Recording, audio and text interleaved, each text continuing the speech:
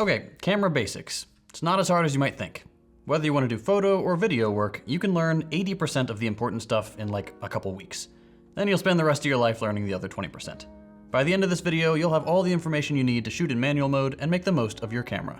If you're new here, a little bit about me. My name is JT and I've shot just about every brand under the sun. I worked at Best Buy for a while where I was one of the camera experts, and I even taught classes for customers, which was kind of fun. I've done YouTube full-time for 6 or 7 years now, and during that time I've shot video essays, documentaries, a car show, some freelance corporate work, you name it. If it involves a camera, I can probably figure it out. Now, I'm not affiliated with any of the camera brands I'm going to mention in this video. None of them are sponsoring the episode, but this video does have a sponsor, and that's audio. If you've seen any of my previous videos, you'll know how much I love audio. It's a one-stop shop for all the music and sound effects I use across all my channels. There are a couple things that set them apart. For one, the price. Nothing comes close to audio in that regard. Their lifetime membership is the same cost as some services' annual plan. But beyond that, they have an amazing library of tracks, with more being added all the time. Good music and sound effects are a cheat code for making the viewer feel a certain way. They're the key to pacing, feel, and emotional impact. Audio have also just announced that you can now download stems for every single track on the platform. This is huge. A lot of times you don't want the full mix of a song. Maybe you just need the synths or the drums, or you just don't want the vocals. With audio's new elements, you can download whatever pieces of the track you want and manipulate them independently in your project. This adds so much flexibility to audio's already incredible catalog. There are plenty of other options out there, but personally, I cannot recommend audio highly enough. As a little thank you for fans of my work, Audio is currently offering 70% off your first year of the Pro plan when you use the code Chapman70 at checkout. Give it a try, and I promise you'll love it as much as I do. Okay, without further ado, let's get learning. For demonstration purposes, I'm going to be using this Canon R5C. It's a very capable hybrid stills and video camera, and I use it for both, so I think it'll be a great way to show the differences between photo and video stuff. We probably won't cover a ton of video stuff in this first episode, but a lot of this stuff applies to both stills and video. One note on gear before we begin, please don't feel like you need to go out and buy the newest camera. I've been using the same Blackmagic Pocket 6K since it came out in 2019. Whatever you have is absolutely fine. As long as it has a manual setting, all of these details will apply to your camera. Honestly, it's really hard to buy a bad camera these days. They're all really capable of capturing great photos and videos. There are some niche categories where a particular camera model or sensor size will make your job easier, such as sports or wildlife, but in general, it's more of a nice-to-have thing than a need-to-have thing. Alright, I'm going to assume you're completely new to cameras, so we're just going to start with the absolute basics and go over some terminology and parts of the camera. This thing with all the buttons and stuff, is the camera body. It has all your controls, your screen, all the settings, stuff like that. There's an expression in the camera community: date the body, marry the lens. Generally speaking, your camera body will become outdated long before your lenses will. There are people who have been shooting on the same Canon 24-70 for well over a decade. Camera technology is always improving, but good glass is good glass. Which brings us to the other half of the equation, the lens. The lens is basically a cylinder containing a whole bunch of glass used to focus light. Lenses all have a set focal length or range, measured in millimeters. The smaller the number, say 18 millimeters, the wider the field of view. The larger the number, say 200 millimeters, the narrower the field of view. Most people tend to think of this as zoomed in or zoomed out, which isn't technically correct, but it's close enough. Anyway, a camera body is useless without a lens, and vice versa. You can think of the body as the brain and the lens as the eyes. Without a brain, the eyes can't interpret what they're looking at, and without eyes, the brain is blind. The lens focuses light onto your camera's sensor, the digital equivalent of a piece of film, and exposes an image, which your camera processes based on the settings you tell it to use. These two pieces, the body and the lens, can be adjusted to achieve the desired results. For example, if you look in here, you'll see a set of blades that open and close as I turn this ring. These blades form what's called the aperture.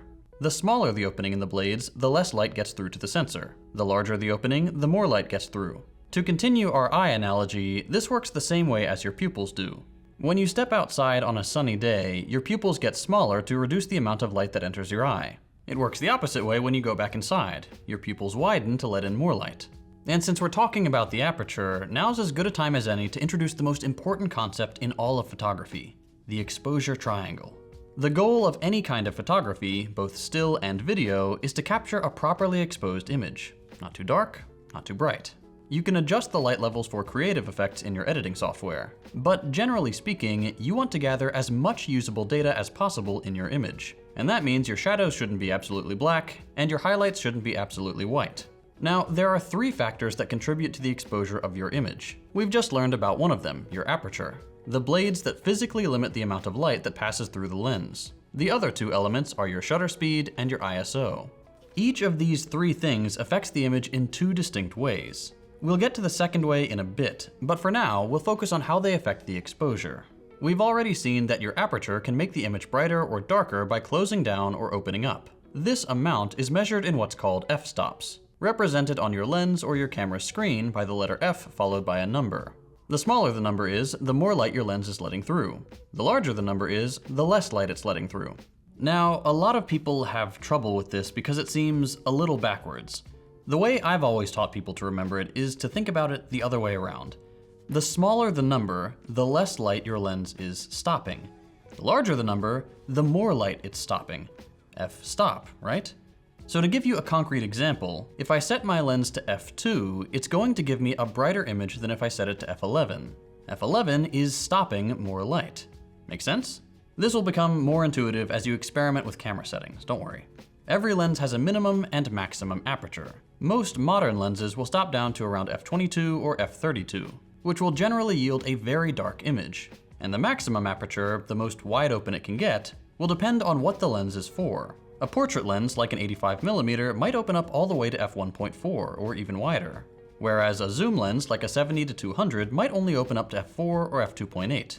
Generally speaking, if you want a fast lens, a lens that can let in a lot of light, you're gonna pay more for it. Now let's move on to the second element of our exposure triangle, the shutter speed. When you take a picture, you'll see a metal shutter flick over the sensor. In short, your shutter speed is how long your sensor or film is exposed to light when the shutter button is pressed. Shutter speed is expressed in seconds or fractions of a second. A shutter speed of 1/100 means the shutter remains open for 1/100th of a second. If you remember your grade school math, a fraction like 1/25th is larger than 1/100th, which means that the smaller this second number is, the longer the shutter remains open. 1/60th is a longer exposure than 1/100th, 1/25th is longer than 1/60th, 1/15th is longer than that, and so on. Pretty straightforward. The longer the exposure, the more light you're letting your sensor collect, yielding a brighter image. If you're shooting indoors at night, you'll want a slower shutter speed than if you're on the beach at midday. Again, your eyes are a useful example. If I asked you to look at a bright light source, you wouldn't want to do it for long. It would hurt your eyes. More or less the same thing with your camera. Leave the shutter open too long and your image will turn out overexposed or too bright. If you're shooting at 1/4000th of a second at night, your image will turn out underexposed or too dark. So that's how your shutter speed affects your exposure. The longer the sensor is exposed to light, the brighter your image, and vice versa. Now let's talk about the final element of the exposure triangle, ISO. Back in the film days, film stocks were rated by sensitivity to light, expressed in ISO. The higher the number, the less light the film needed to properly expose an image, with a caveat being you wouldn't want to shoot a high ISO film on the beach, for example. These ISO ratings typically ranged from 100 to 3200, though there are some outliers on either side. You'll usually see 100, 200, 400, and 800 these days, with black and white stocks sometimes offering 16 and 3200 options. Much like the floppy disk still being the save icon on modern computers, we've kept ISO as a measurement of light sensitivity on modern cameras. Of course, a digital camera isn't locked at a single ISO. It can be changed, and typically ranges from 100 to the tens of thousands. In a nutshell, the lower the number, the darker the image, and the higher the number, the brighter the image. And this is where people tend to ask, well, why can't I just use ISO then? Why bother with shutter speed and aperture if I can just change how sensitive my sensor is to light? Well, because like the other two settings, there's a secondary effect to ISO. And ISO is the only one of the three where that effect is pretty objectively a bad thing. The higher you raise your ISO, the noisier your image will be. This is what ISO noise looks like. Kinda grainy, and not an organic grain like film. It's not very nice to look at. And if you go overboard, it can totally ruin your image. This is more important in video, but it's something to look out for no matter what kind of photography you're doing. Think of ISO as salt. You want to use as little as possible to achieve the desired effect. Too much will ruin the dish. Adjust your aperture and shutter speed first, depending on what you're trying to achieve. then adjust your ISO as needed. Okay, so if ISO's second effect is making the image noisier, what do aperture and shutter speed do? Thankfully, nothing bad. It's just a balancing act. You'll see what I mean in a minute. Let's start with aperture again. If you remember from earlier, your aperture determines how much light passes through the lens and onto your sensor. It also affects what's called your depth of field. Now I'm gonna do my best to be super clear about this because pretty much every photography influencer uses this terminology incorrectly. This blurry background effect that's all the rage among new photographers and amateur filmmakers, this is not itself called the depth of field effect. Depth of field refers to the distance between the closest object and the furthest object that are in focus in your image. In an image like this one, where just the subject is in focus, you have a shallow depth of field. In a landscape like this one, the depth is much greater. So when people say they want to get that depth of field effect, they're pretty much always referring to this, a shallow depth of field. Got it? Now you know more than 90% of people who have ever held a camera. So practically speaking, what's this used for? Well, you just saw some examples. A shallow depth of field can be used to draw the eye to your subject or create an interesting effect. A deeper depth of field can be used to capture big family portraits or landscapes, or if you're shooting video, just give you a little bit of wiggle room for a moving subject. Now, how do you use the aperture to achieve these effects? Well, to get a shallow depth of field, you want to open up your aperture as wide as it'll go. That's why you see professional portrait photographers walking around with an f1.2 lens. It really isolates the subject. To get more in focus, just do the opposite. Close down the lens until you get everything you want in focus. Super easy, right? Here's the problem. What if you're shooting a portrait on a bright, sunny beach? If you open up your aperture all the way, you're gonna end up with an image that's way overexposed. Same with trying to shoot a landscape after dark. If you close down your aperture to get everything in focus, your image will be completely black.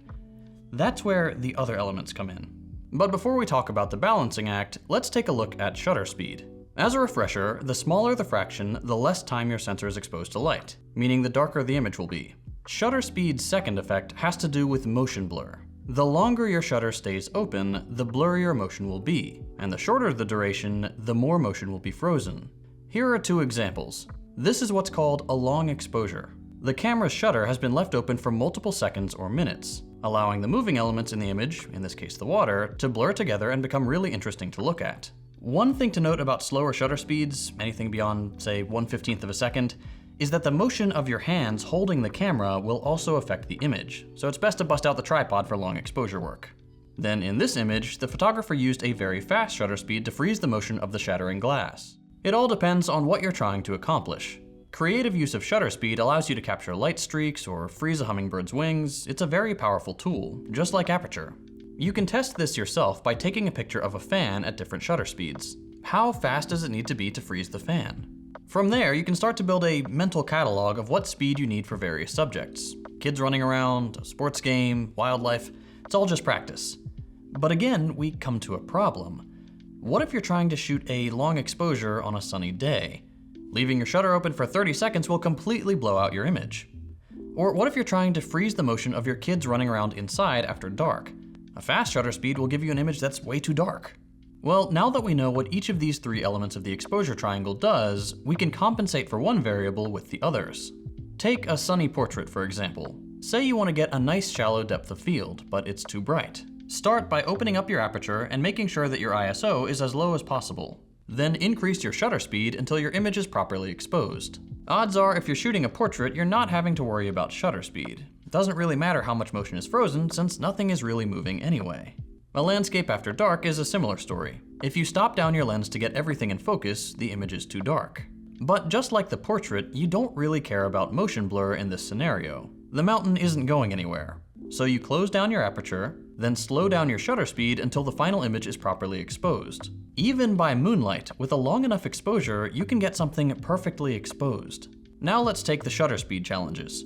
If you're trying to shoot a long exposure on a sunny day, you're gonna end up with an image that's too bright. So, like before, we make sure our ISO is as low as possible, then we close down our lens to limit the amount of light that gets in. This should give us at least a couple seconds of exposure time.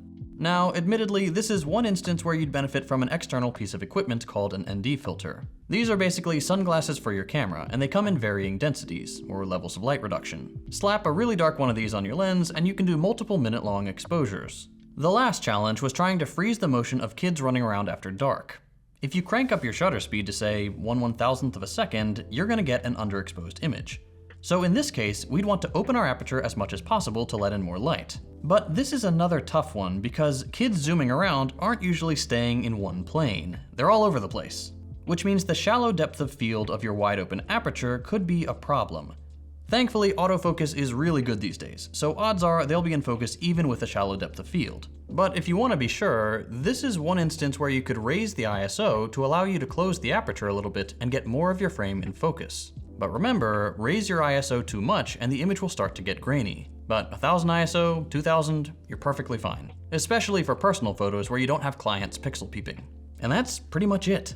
That's how every photographer from almost the beginning of photography has exposed their images. Once you have a solid understanding of the exposure triangle, you can solve literally any exposure challenge you face.